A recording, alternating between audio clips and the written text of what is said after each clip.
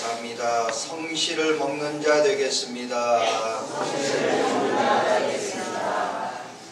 곤충이나 동물들 중에 이슬만 먹고 사는 존재들이 있다고 합니다. 반딧불 같은 경우에는 이슬만 먹어도 살 수 있다고 하지요. 근데 사람도 이슬만 먹고 사는 사람이 있다고 해서 찾아가 봤더니 무슨 이슬을 먹냐면 참이슬을 먹고 살아요. 참이슬만 먹고 살면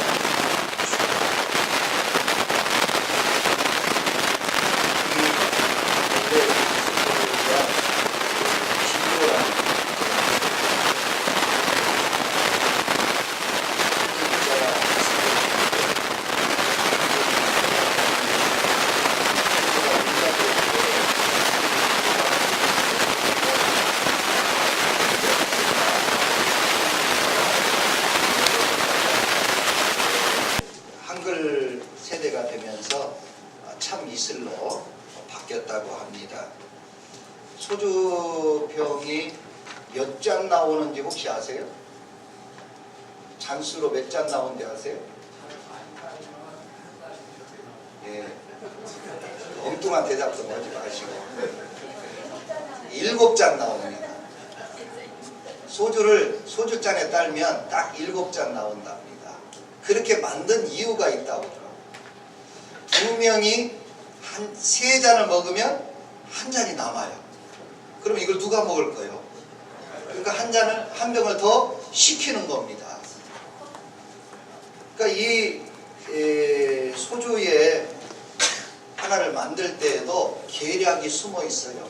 어떻게 해서든지 먹이려고. 그러면 돈이 벌리니까. 두 사람이 3명이 2잔씩 먹으면 또 1잔이 남잖아요. 그러니까 또 누가 먹을 거예요? 그래서 또 한 병을 더 시키는 거예요. 이게 7잔까지 계속 있어요, 이 시리즈가. 여러분이 세상에 속고 사는 거예요. 이슬을 먹는 것처럼, 처음처럼. 소주도 있지요. 그걸 먹으면 처음이 되는 것처럼. 담배를 이렇게 한 깍을 틀 때 그 기분이 있다고 그러지요. 소주병도 이 딸 기분이 있잖아요. 너무 리얼했나요?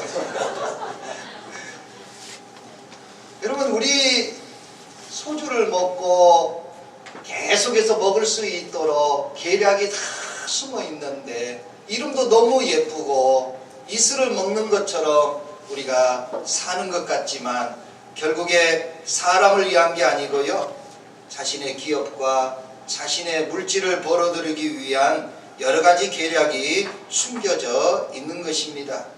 어떤 식으로라도 먹게 만들려는 그러한 전략들이 숨어 있는데 이것을 먹는 순간에 우리는 중독에 빠지게 되고 내 인생과 내 삶을 파괴하게 되는 것입니다.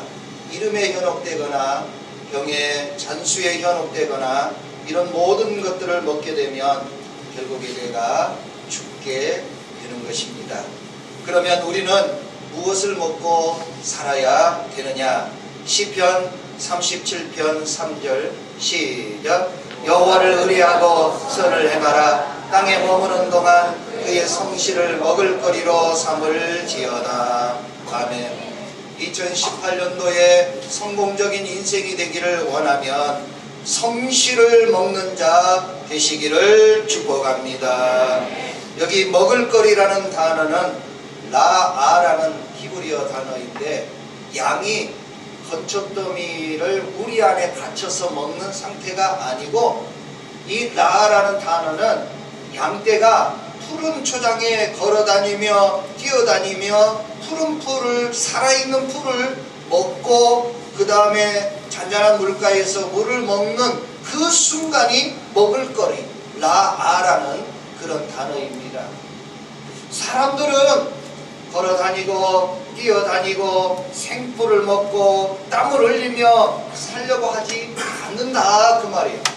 우리 안에 가만히 갇혀서 인간이 가져다주는 건초더미와 물을 먹고 살려고 하는 안타까운 인생들이 많이 있습니다. 성실을 먹을거리로 삼아라. 그 말은 애쓰고 노력하고 달려가며 뛰어가며 최선을 다하는 그런 인생이 먹을거리가 되어질 때 저도 살고 여러분도 사는 것입니다.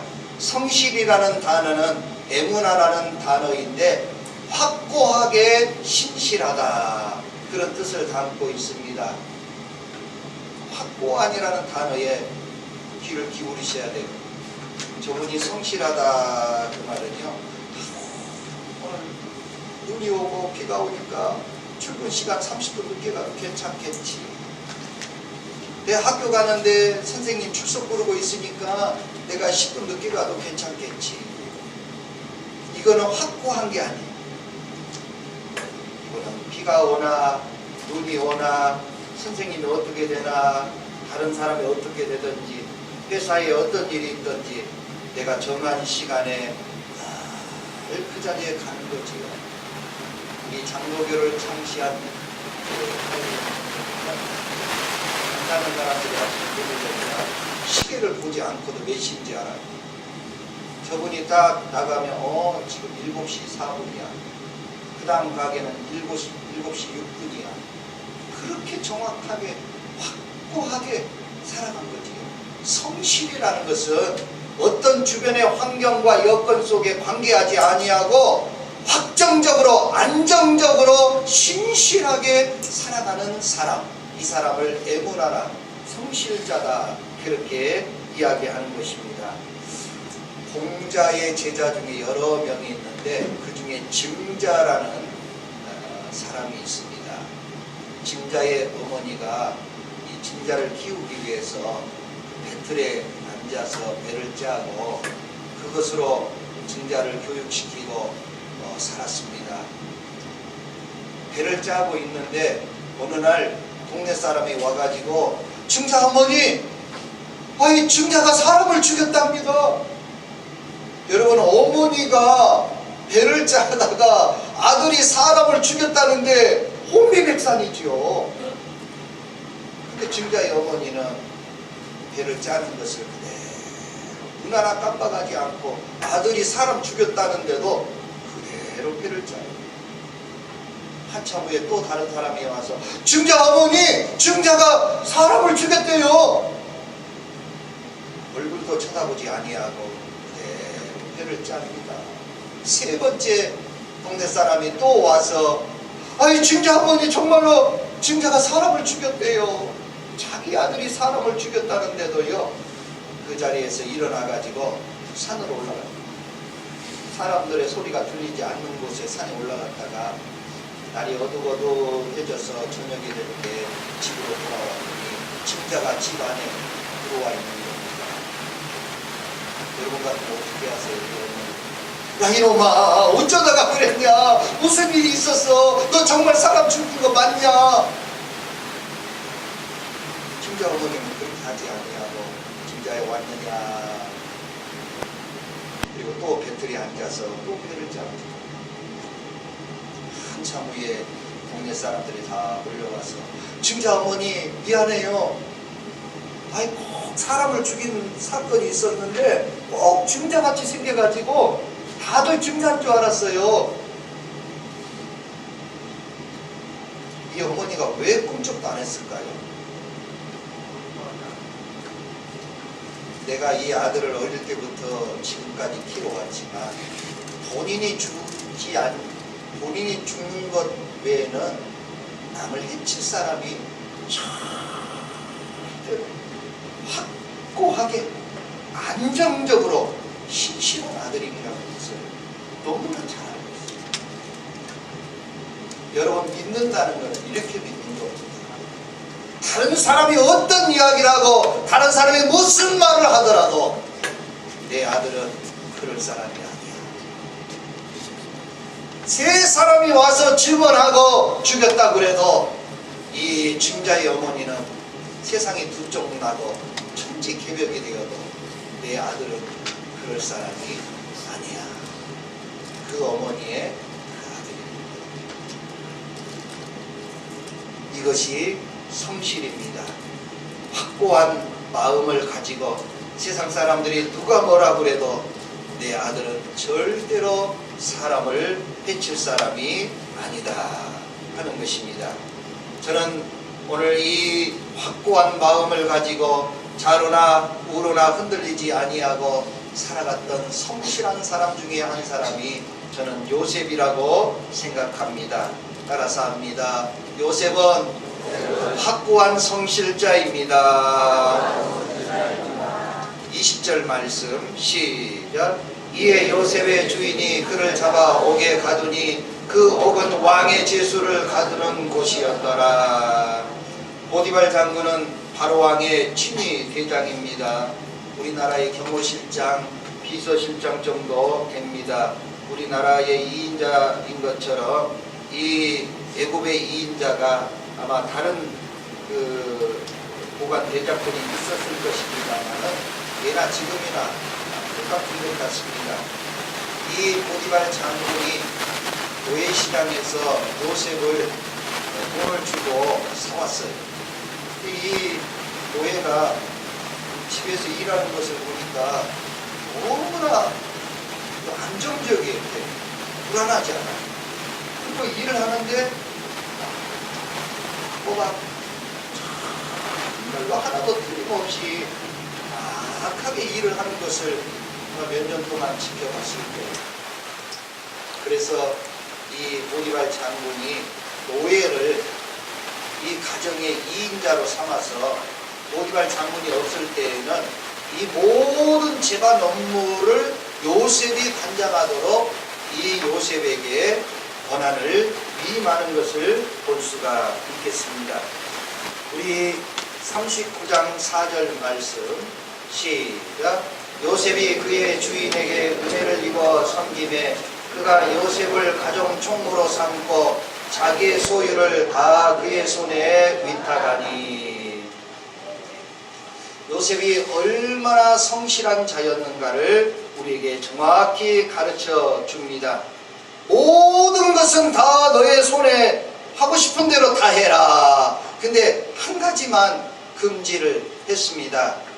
9절 말씀 시작. 이 집에는 나보다 큰 이가 없으니 주인이 아무것도 내게 금하지 아니하였어도 금한 것은 당신뿐이니 당신은 그의 아내임이라. 그런즉 내가 어찌 이 큰 악을 행하여 하나님께 죄를 지으리까. 아멘. 요셉이 아름답고 지혜롭고 훌륭한 모습을 보고 보디발의 장군이 이 요셉을 2번이나 유혹하는 그런 내용입니다. 그때 요셉이 지금 이 말을 하고 거절한 것입니다. 여러분, 보디발 장군이 요셉한테 모든 것을 위임하고 위탁할 때 다 너의 마음대로 해라. 그러나 아내만은 금하도다.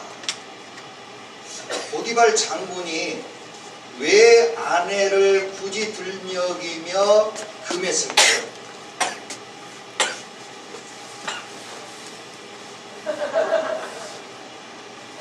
일부 예배 때는 우리 희선이 중고등학생이 있어서 거기까지만 하겠다고 그랬어요. 보디발 장군은 아내의 성향을 잘 알고 있습니다. 아내가 어떤 여인인가를 같이 살았기 때문에 잘 알고 있습니다.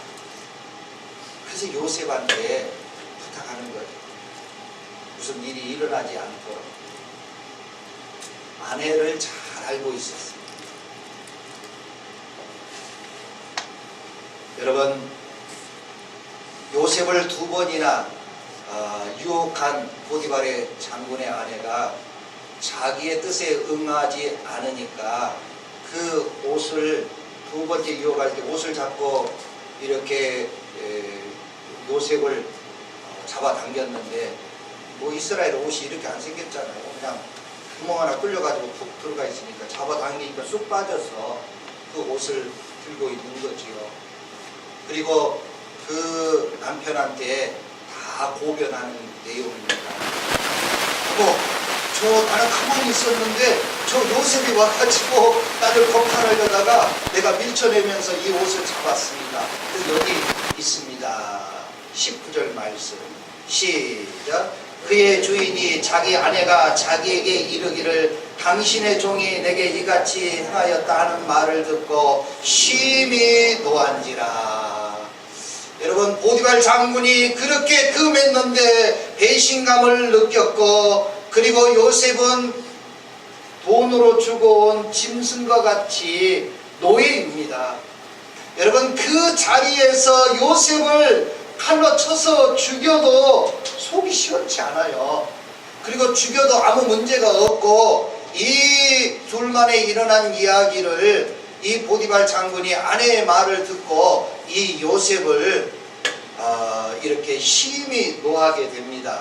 그렇다면 보디발 장군이 노했다면 그 자리에서 당장 목을 쳤을 거예요. 누구라도 그렇게 합니다. 근데 여러분, 이 요셉을 죽이지 아니하고 왕이 갇혀있는 장관이라든지 내시라든지 국회의원이라든지 이런 사람들이 갇혀있는 고급 감옥으로 정치권 수용소로 요셉을 보냅니다. 왜 그랬을까요? 왜 죽이지 않았고 왜 좋은 감옥으로 보냈을까요? 보디발 장군은 아내의 성향을 잘 알고 있었고, 그 다음에 자기가 지금까지 지켜본 요셉은 절대로 그럴 사람이 아니라는 것을 너무나 잘 알고 있습니다. 너무나 잘 알고 있습니다. 그런데 왜 심히 노했느냐? 여러분, 내 아내가 이 노예가 나를 겁탈하려고 했는데 그 시간에 내가 무엇이 그려? 당신이 먼저 유혹했지. 내가 다 알고 있어. 그렇게 할 수도 있겠지만 보디발 장군이 정말 지혜로운 사람이에요. 그렇게 되면 가정이 깨지고요. 가정이 깨지면 이 집안이 어떻게 되며 자기가 시위대장을 하고 있는데 이 애굽의 위치에서 어떻게 되겠습니까? 아내의 허물도 덮어줄 겸 아내의 말을 듣고 심히 노하여서 요셉을 감옥으로 보내는 것처럼 죄를 물어서 그렇게 보내고요. 아내의 체면을 세우고 가정을 지키고 자신의 자리를 지켜서 모든 것을 안정적으로 끝내는 정말 지혜로운 사람이 보디발 장군입니다. 여러분이 이 세상에서 일을 처리해 갈 때 바로 이 보디발 장군의 지혜를 우리가 배워야 됩니다. 모든 사람을 살리면서 자기도 살면서 가정도 지키면서 아내의 위치도 지켜줄 수 있는, 아마 그 다음에는 이 보디발 장군의 부인이 그런 일을 하지 않았을 거예요. 남편의 모습을 보고 알았을 겁니다. 그래도 용서해 주시고 그래도 감싸주는 그 남편이 고마워서라도 아마도 그 다음에는 안 그랬을 것입니다. 요셉은 천지가 개벽해도 이럴 사람이 아니라는 것을 이 보디발 장군은 너무나 잘 알고 있습니다. 그 이유가 나중에 술 맡은 관원장이 바로왕이 꿈을 해석하지 못할 때 술 맡은 관원장이 요셉을 감옥에서 청거해가지고 그 꿈을 해석하게 합니다. 여러분, 어느 나라, 어느 왕, 어느 이 나라의 위정자들이 노예로 끌려온 사람, 감옥에 간 사람, 그리고 남의 사람일 뿐만 아니라 전혀 같은 민족이 아닌 사람을 왕 다음에 총리로 누가 세웁니까? 성경에 다니엘, 이 요셉 두 사람밖에 없어요. 전 세계를 뒤져봐도 거의 없어요. 없는 일. 아마도 바로왕이 이 요셉이 꿈을 해석하고 모두가 탐복할 때 와, 총리로 세우자. 어느 나라가 그럽니까? 그러지 않습니다. 신원조회합니다. 보디발 장군 오라고. 예, 제가 여기 왔습니다. 여기 요셉이 당신네 집에 있었다면서. 예, 그렇습니다. 그건 왜 감옥에 갔어요? 이 사람이 나쁜 사람이지, 그러니까 감옥에 왔지. 아닙니다, 왕이시여. 여러 가지 오해가 있어서 이 요셉은 제가 지켜서 노예로부터 시작해서 가정 총무로 이곳에 오기 전까지 제가 잘 지켜봤는데 절대로 요셉은 그럴 사람이 아닙니다. 총리로 정말 적극적으로 추천합니다. 잘 하실 수 있을 것입니다. 노예가 자기보다 윗자리로 올라가는데도 보디발 장군이 절대로 그를 반대했으면 못 올라갔을 거예요. 근데 보디발 장군이 적극적으로 추천했을 겁니다. 왜? 확고하게 신실한 요셉을 알기 때문입니다. 겪어봤기 때문입니다. 그럴 사람이 아니라는 것을 너무나 잘 알고 있기 때문입니다. 그래서 노예를 이 집안의 모든 것을 맡겨서 내가 해보니 틀림없습니다. 가끔 우리 교회에 거쳐간 교역자들이 다른 교회로 가실 때 그 교회 청빙하는 교회에서 전화가 옵니다. 목사님, 누구누구 전사님이 이 교회에 있었지요? 아, 예, 있었습니다. 그 어떠십니까? 교인들하고 싸우고 일도 잘 못하고 거칠고 목사님 말 순종 안 하고 그럽니까? 그럼 내가 그런 분이라면 제가 그런 못된 놈입니다. 안 됩니다. 그 사람 앞길 막을 수 없잖아요. 제가 뭐라고 말 못하겠습니다. 그냥 그러고 말아요. 근데 정말 훌륭하신 분은요, 제가 걱정하지 마십시오. 정말 잘하실 것입니다. 정말 훈련 잘 받았습니다. 틀림없을 것입니다. 아, 그래요? 알겠습니다. 알아듣지요? 내가 말 못하겠습니다. 그럼 알아들어요. 우리 사회가 그렇게 되어 있어요.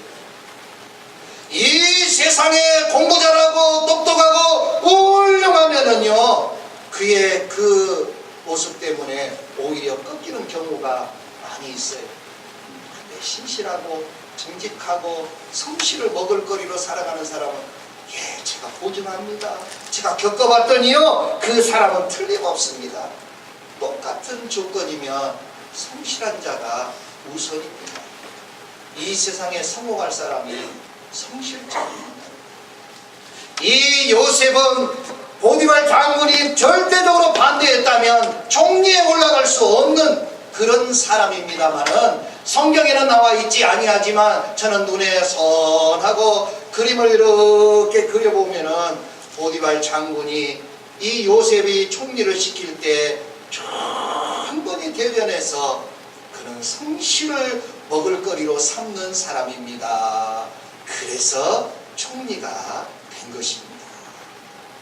우리 대은의 성도 여러분, 여러분이 이 세상에서 승리하고 형통하고 축복되기를 원하면 성실을 먹을거리로 삼아서 누가 보아도 그 사람은 내가 추천합니다. 이런 축복자가 되시기를 축원합니다. 두 번째로 이 요셉은 성실을 어떻게 먹었느냐 따라서 합니다. 요셉은 도피하지 않았습니다. 39장 16절입니다. 시작. 그의 옷을 곁에 두고 자기 주인이 집으로 돌아오기를 기다려. 성경을 그냥 우리가 읽으면서 그냥 지나가는 말들이거든요. 저는 오늘 본문을 가지고 일주일 내내 생각을 해요. 그리고 그림을 이렇게 그려봐요. 지금 보디발 장군과 아내와 요셉과 그리고 그 애굽의 관리들과 바로 왕과 이런 이야기들을 쭉 그리면서 많이 생각이 납니다. 저는 이 구절이 아무 뜻이 없는 것 같지만 정말로 많은 뜻을 우리에게 내포하고 있습니다. 두 번이나 유혹했는데 유혹에 견딘 그 요셉의 옷을 와락 잡아당겨서 그 옷을 증거물로, 가짜 증거물로 확보하고 있는 상태입니다. 보디발의 부인이 주인이 오고 보디발 장군이 오면 이걸로 누명을 씌우고 이걸로 고발해서 이 요셉을 죽일 작정입니다. 그래서 보관하고 있는 겁니다. 요셉은 이거 잘 알고 있어요. 주인이 오면 이 옷으로 부인이 다 고발하고 나는 그 사이에 꼼짝없이 목이 잘려서 죽는다는 걸 잘 알고 있어요. 근데 요셉이 충분히 도망갈 수 있는 시간이 있는데도요, 도망가지 않았어요. 가정 총무로 삼고 모든 것을 다 위임했을 때 요셉이 물질을 취하고 낙타와 말을 취해서 얼마든지 애굽을 떠나서 가나안 땅으로 도망갈 수 있었어요. 그런데 주인이 다 맡기고 이 모든 것을 주관해도 도망가지 않았어요. 보디발 장군의 아내가 자기를 죽일 작정이란 걸 다 알고 있으면서 보디발 장군이 오면은 자기가 죽을 수 있다는 것을 다 알고 있지만 도망가는 삶, 도피하는 삶, 숨어가는 삶을 살지 않았습니다. 성실한 사람은 절대로 뒤가 구리지 않습니다. 우리나라의 정치인들이 검찰에 들어갈 때는 다 밝히겠습니다. 나올 때는 죄송합니다. 왜 그래요? 성실하지 않기 때문에.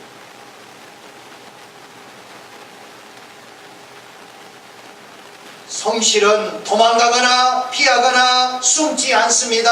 아담과 하와가 죄를 지은 다음에 가인이 동생을 죽인 다음에 여호와의 낯을 피하여 숨었습니다. 어떻게 숨을 수 있겠어요? 타조가 몇십 킬로 되는데 키가 저보다도 커요. 1m 90 정도 된다고 저 머리까지. 근데 급하면 머리만 어디다 패고, 그리고 집 엉덩이라 어떻게 할 거야? 그 킬로가 넘으면 어떻게 할 거야? 여러분이 2018년도에 성공하기를 원하면 절대 피해 도망다니지 마세요. 숨지 마세요. 요셉은 죽을 줄 알면서도, 자기가 억울한 누명을 쓸 줄 알면서도 절대로 도망가지 않아요. 자기는 지금까지 성실하게 살아왔기 때문에, 확고하고 안정적인 부끄럼 없는 삶을 살았기 때문입니다. 여러분, 22절 말씀 시작.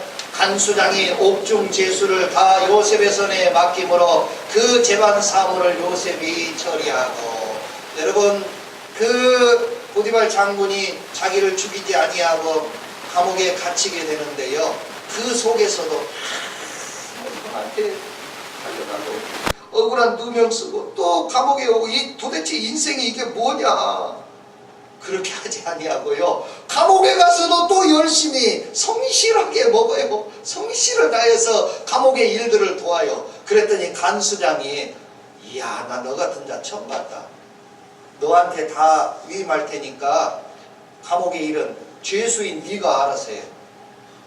이런 사람이 어디가 있습니까?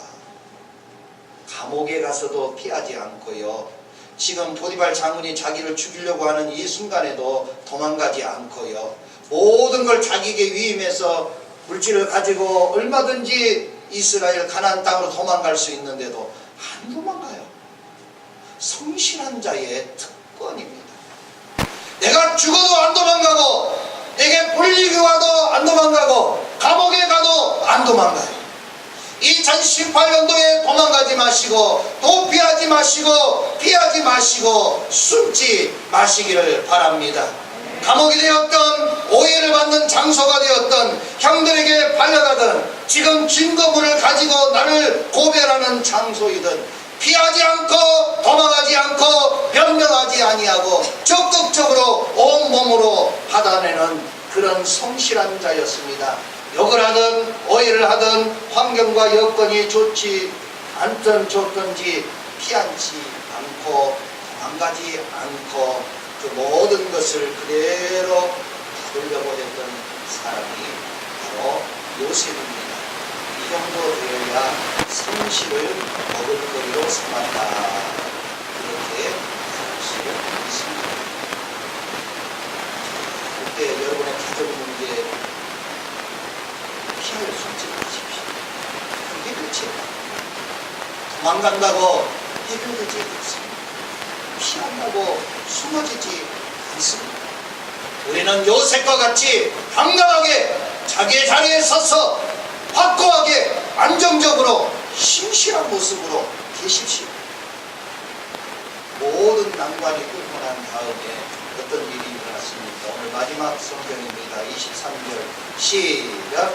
한 수장은 그의 손에 맡긴 것을 무엇이든지 살펴보지 아니하였으니 이는 여호와께서 요셉과 함께 하심이라. 여호와께서 그를 범사에 형통하게 하셨더라. 할렐루야.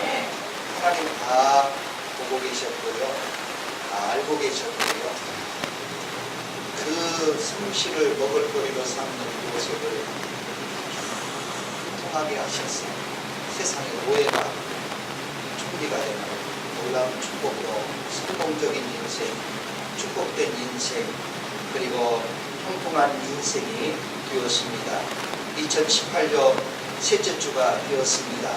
성실을 먹을거리로 삼으셔서 피하지 않는, 숨지 않는 올 한 해가 되시고, 그리고 여러분들이 확고하게 안정적으로 모든 사람에게 성실함을 보여준다면 모든 사람들이 여러분을 보고 우리 하나님이 여러분의 성실하심을 보시고 여러분과 함께 하시고 형통한 길로 인도해 주실 것입니다. 우리 대원의 모든 성도는 성실함으로 형통한 한 해 되시기를 예수님의 이름으로 축원합니다.